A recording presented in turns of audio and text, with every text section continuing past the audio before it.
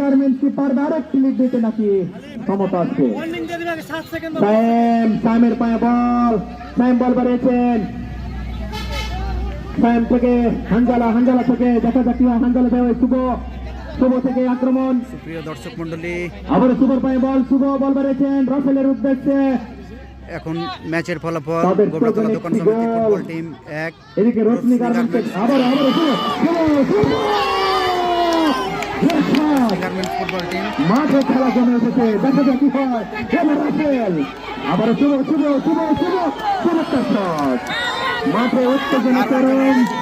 সুপ্রিয় দর্শক বিন্দু, আগে বলেছিলাম এই টুর্নামেন্টের সবচেয়ে সেরা খেলা, ফাইনাল ম্যাচে এত সুন্দর খেলা হবে না, আমি বলে রাখলাম আপনাদের সাথে।